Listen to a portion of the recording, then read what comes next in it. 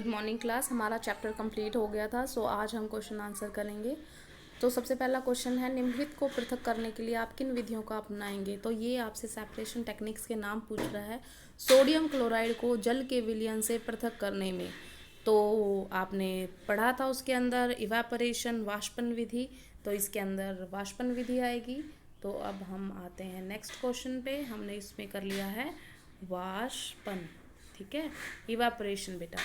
Second है आपका, ammonium chloride को सोडियम क्लोराइड तथा अमोनियम क्लोराइड के मिश्रण से पृथक करने में ऊर्ध्वपातन आएगा बेटा, क्योंकि ये इसमें से जो सोडियम क्लोराइड है वो नहीं दिखाता और अमोनियम क्लोराइड ऊर्ध्वपातन दिखाता है। तो ये आ जाएगा आपका ऊर्ध्वपातन। इंग्लिश में बेटा सब्लिमेशन आएगा। धातु के छोटे टुकड़ों को कार के इंजन के ऑयल से पृथक करने में, देखो धातु जो है वो घुलेगी नहीं ऑयल के अंदर, तो आप नॉर्मल फिल्ट्रेशन टेक्निक आप इस्तेमाल कर सकते हो, छानन विधि इस्तेमाल कर सकते हो। तो इसके अंदर आएगी सिंपल छानन विधि। उसके बाद हम आते हैं दही से मक्खन निकालने में। दही से मक्खन निकालने के लिए आपको बताई थी कौन सी विधि, आप केंद्रण विधि, जिसको हम इंग्लिश में बोलते हैं सेंट्रीफ्यूगेशन। तो सेंट्रीफ्यूगेशन टेक्निक हम इस्तेमाल करेंगे। उसके बाद जल से तेल निकालने के लिए, जल से तेल निकालना है तो आपको एक सेपरेटिंग फनल दिखाया था, आप उसका इस्तेमाल करेंगे, ठीक है ना। तो ये जो पृथक्करण की थी उसका इस्तेमाल करेंगे। चाय से चाय पत्ती को पृथक करने में, देखो चाय जो आप बनाते हो उससे चाय पत्ती कैसे अलग करते हो, सिंपल छानन विधि से ना, छानने लगाते हो, तो फिल्ट्रेशन टेक्निक छानन विधि। बालू से लोहे की पिनों को पृथक करने में सिंपल मैग्नेट यूज़ करोगे, लोहे की पिन मैग्नेट के चिपक जाएगी तो चुंबक की सहायता से।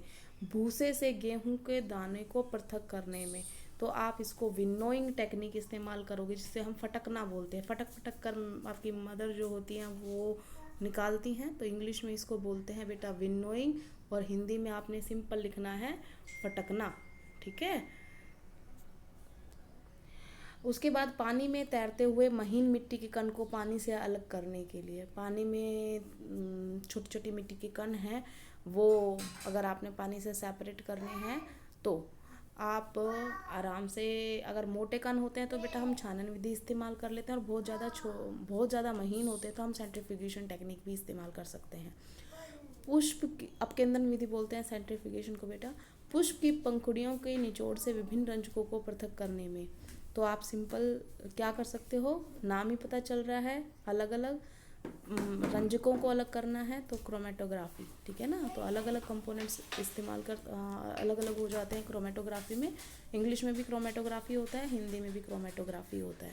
नेक्स्ट जो आपका क्वेश्चन है वो है, चाय तैयार करने के लिए आप किन किन चरणों का प्रयोग करेंगे। विलयन, विलायक, विलेय, घुलना, घुलनशील, अघुलनशील, घुले तथा अवशेष शब्दों का प्रयोग करें। तो आपने एक तरीके से चाय बनानी है, तो चाय कैसे बनाते हैं उसके लिए आपको गाइडलाइन लेनी पड़ेगी अपनी मदर से। तो चाय कैसे बनाते हैं, सबसे पहले तो हम पानी लेंगे, पानी के अंदर चीनी डालेंगे, तो चीनी पानी में घुल जाएगी, घुल जाएगी तो वो चीनी और पानी ने मिल के क्या बना लिया बेटा, विलयन। तो आपने क्या बोलना है, चीनी पानी में घुलकर चीनी का और पानी का क्या बन गया है, विलयन। उसमें चीनी क्या है, चीनी क्या है, विलेय, और जो पानी है वो क्या है, विलायक। तो विलेय जो है वो चीनी है और विलायक जो है वो पानी है, और उसमें वो घुल गई है क्योंकि वो घुलनशील है, ठीक है।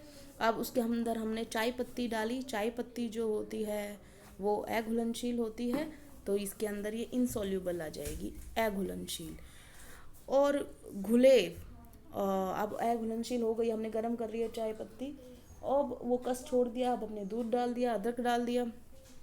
जब वो चाय तैयार हो जाएगी तो हम उसको क्या करेंगे, छानन विधि से सेपरेट करेंगे, छानने लेंगे, ठीक है। तो हमारे पास जो चाय कप में इकट्ठा होती है वो होती है बेटा फिल्ट्रेट, घुले, ठीक है ना। और जो चाय पत्ती ऊपर छालनी के ऊपर इकट्ठी हो जाती है उसे बोलते हैं हम अवशेष। बेटा इंग्लिश मीडियम के लिए एक बार मैं दोबारा रिवाइज कर रही हूँ। सॉल्यूशन बना था जब चीनी और पानी घुल गए थे, जिसके अंदर चीनी जो थी वो सोल्यूट थी, जो वाटर था वो सोलवेंट था, उसके अंदर वो सोल्यूबल हो गई थी घुलनशील सोल्यूबिलिटी की वजह से, और जो चाय पत्ती है वो उसके अंदर इनसॉल्यूबल है, और जब हमने छाना उसको तो वो जो है ऊपर जो रह गया जो छालनी के अंदर, एक तो वो था और एक नीचे जो हमने चाय हमने पीने के लिए जो इकट्ठी की है, जो पीने के लिए कप में इकट्ठी की है वो होती है बेटा फिल्ट्रेट, और जो ऊपर छालनी में चाय पत्ती अदरक सब रह गया है वो होता है रेजिड्यू। ठीक है, तो इंग्लिश मीडियम के लिए भी हो गया है।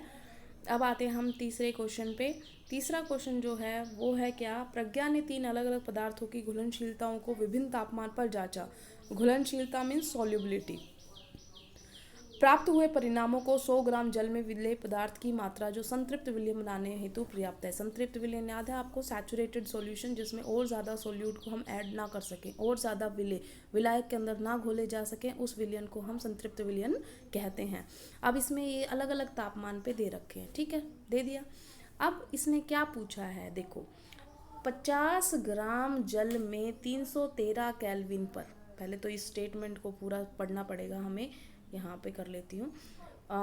50 ग्राम जल में 313 केल्विन, पहले तो 313 केल्विन ढूंढ लिया। उसके बाद पोटाशियम नाइट्रेट ढूंढो, देखो पोटाशियम नाइट्रेट है ये और 313 केल्विन है ये। इसका मतलब 50 ग्राम जल में 313 केल्विन पर पोटाशियम नाइट्रेट के संतृप्त विलयन को प्राप्त करने हेतु कितने ग्राम पोटाशियम नाइट्रेट की आवश्यकता होगी। बेटा अगर आपको ध्यान हो, ऊपर लिखा गया था 100 ग्राम में ये चीज़ें घोली गई हैं, तो 100 ग्राम में लगता है 62, तो 50 ग्राम में कितना लगेगा, समझदार हो आप, 2 से डिवाइड कर दो इसको, कितना आ जाएगा 31 ग्राम, सिंपल। ठीक है, दूसरा क्वेश्चन है, प्रज्ञा ने 353 केल्विन पर पोटाशियम आयोडाइड का एक संतृप्त विलयन तैयार करती है, प्रज्ञा करती है पोटाशियम क्लोराइड का। तो हम पोटाशियम क्लोराइड वाली लाइन देखते हैं। पोटाशियम क्लोराइड कौन से केल्विन पे बोला उसने, 353 केल्विन, लास्ट वाली लाइन, जिसका मतलब ये वाला। ठीक है, 353 केल्विन पर पोटाशियम क्लोराइड का एक संतृप्त विलयन तैयार करती है, विलयन को कमरे के तापमान पर ठंडा होने के लिए छोड़ देती है। तो बेटा विलयन जो कमरे का तापमान होगा वो तो कम होगा। 353 केल्विन का मतलब क्या है, आप इसमें से 273 घटाओ, आप 353 में से 273 घटाओगे तो कितना आ जाएगा, घटा के देखो, अभी घटा लेते हैं। 353 माइनस 273, तो ये आ गया आपका 3 से 3 0, और ये आ जाएगा आपका 15 में से 7 गए 8, 80 डिग्री सेल्सियस। ठीक है ना, तो 80 डिग्री सेल्सियस है ये तापमान, और कमरे का तापमान होता है बेटा वो होता है 25 डिग्री सेल्सियस, तो लगभग 298 केल्विन। तो यहाँ पर कितना है, ये 293 का दे रखा, कोई बात नहीं, हम इतना ले लेते हैं 35। तो अगर आपको ये बात समझ में आ रही है तो वो क्या कह रही है कि उसने इतना तापमान पे गर्म किया था तो वो इतनी सोल्यूबल हो गई थी पोटेशियम क्लोराइड। अब बताओ रूम टेम्परेचर पे क्या होगा। भाई सीधी सी बात है, तुमने जब ज़्यादा तापमान करते हैं तो ज़्यादा सोल्यूबिलिटी होती है, जब कम तापमान करोगे तो वो चीज़ वापस आ जाएगी। इसका मतलब ज़्यादा घुला हुआ है ना 54 पोटेशियम क्लोराइड, वो वापस आ जाएगा, और सिर्फ 35 जो होगा वो घुला हुआ होगा, बाकी जो 35 से ज़्यादा हो गया, 54 और 35 में से घटा के देख लो, उतना ग्राम आपका बाहर निकल के आ जाएगा, उसके अंदर विलयन के अंदर दिखाई देने लग जाएगा। आपको इस तरीके से समझ लो, जैसे आप चाशनी बनाते हुए कभी देखा होगा ना, तो चाशनी में कितनी सारी चीनी लगती है जब हम गर्म करते हैं, और जब गर्म करते हैं रहते हैं तो वो घुलती रहती है, लेकिन जब आप उसको ठंडा कर देते हैं तो फिर चीनी बाहर आने लग जाती है। तो वो समझ में आ गया क्यों, क्योंकि तापमान जब कम होने लग जाता है धीरे धीरे तो उसकी सोल्यूबिलिटी धीरे धीरे कम हो रही है, क्योंकि हमने पढ़ा था कि टेम्परेचर बढ़ाने से सोल्यूबिलिटी बढ़ती है। ठीक है, इतना समझ में आ गया। तो अब ठंडा होने पे क्या होगा, वो पोटेशियम जो क्लोराइड था वो वापस बनना शुरू हो जाएगा। अब उसने क्या बोला है, अगला क्वेश्चन जो है 293 केल्विन पर प्रत्येक लवण की घुलनशीलता का परिकलन कीजिए। इस तापमान पर कौन सा लवण सबसे अधिक घुलनशील होगा, मतलब सबसे ज़्यादा सोल्यूबल होगा।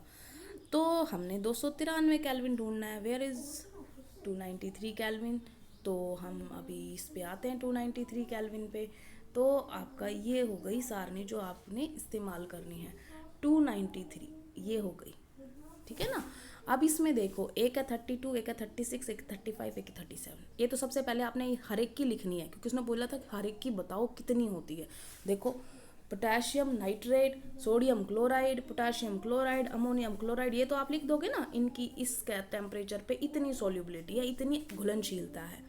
और उसके बाद आप ये कहोगे इस तापमान पर सबसे ज़्यादा घुलनशीलता किसकी है, अमोनियम क्लोराइड की, क्योंकि उसकी वैल्यू है 37 जो सबसे ज़्यादा है। ठीक है, इसके बाद हम आते हैं बेटा अगले क्वेश्चन पे। तापमान में परिवर्तन से लवण की घुलनशीलता पर क्या प्रभाव पड़ता है? तो आपने ये बोलना है तापमान बढ़ेगा, टेम्परेचर बढ़ेगा तो ज़्यादातर सोल्यूबिलिटी जो घुलनशीलता होती है वो भी बढ़ती है। ठीक है ना, क्योंकि आपने अभी देखा इस टेबल से, देखो शुरुआत में ये देखो पोटाशियम नाइट्रेट जो था वो 21 था शुरुआत वाले पे, फिर थोड़ा और टेम्परेचर बढ़ रहा है 32, फिर 62, फिर 106, फिर 167। इसका मतलब तापमान बढ़ाते हैं वो बढ़ता गया। अगले वाला देखो 36, 36, 36, 37, 37, इसका मतलब और बढ़ रहा है। फिर 35, 35, 40, 46, 54, 54, 37, 41, 55, 66। ये सब क्या फिगर बता रहे हैं आपको? कि ये बता रहे हैं कि जैसे जैसे तापमान बढ़ा वैसे वैसे इन सब सॉल्ट्स की सॉल्युबिलिटी बढ़ गई।